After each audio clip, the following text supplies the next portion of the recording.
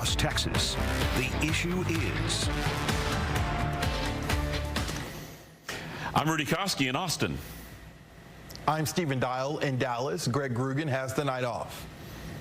Texas, the issue is chaplains in schools. A coalition of civil rights advocates recently sent a letter to local school leaders across Texas about that idea, which was authorized by the passage of SB 763 during the regular session of the Texas legislature.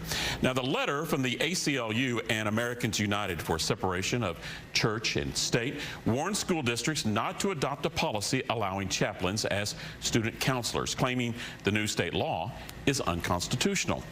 I spoke to Robert Boston with Americans United about the letter and their objections. You know, the purpose of a chaplain is to provide spiritual solace, comfort, religious counseling, that sort of thing. And there are contexts where that's appropriate, such as the military or hospitals and other applications. But in a public school, that's really a problem because public schools serve children from lots of different religious backgrounds and those of no faith. And the idea of spiritual counseling and spiritual advice, that really belongs at the home and the church, not in the public school. The legislature has done things by putting the 10 Commandments in, prayer or at least time for silence. Why still object to having chaplains at least come in and provide some comfort or advice?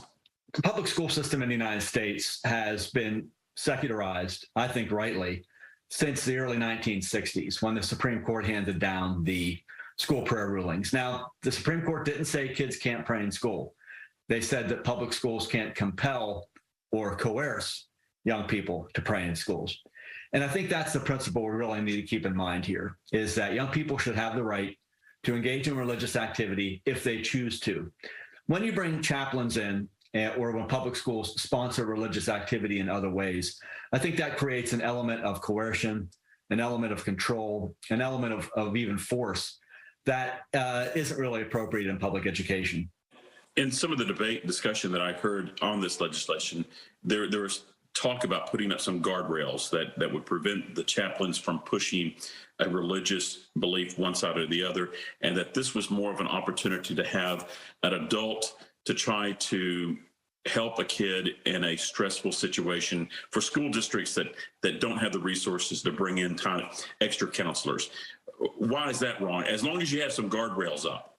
No, I'm surprised that anybody would say that they could put guardrails up, and one of them would be that a chaplain who is a religious counselor would not talk about religion.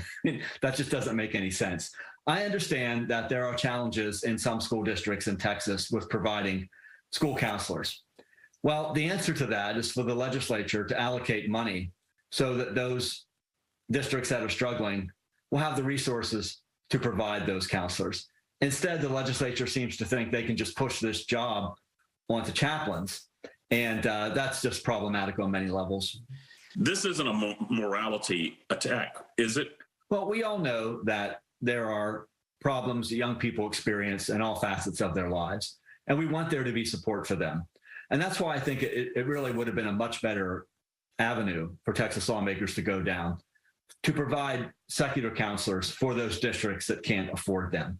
There are other ways to do this that would help and that would respect everybody's rights. There are ways that would give young people the support they need, but not raise these church-state violations. What we're saying basically here is that we're going to be keeping an eye on what's going on in Texas.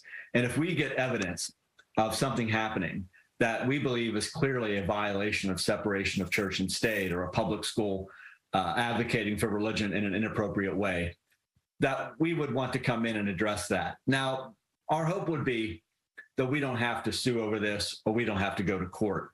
We would rather engage in a dialogue. That dialogue may eventually become litigation, which is why that's my word for the interview. Stephen, what's your word? Unnecessary.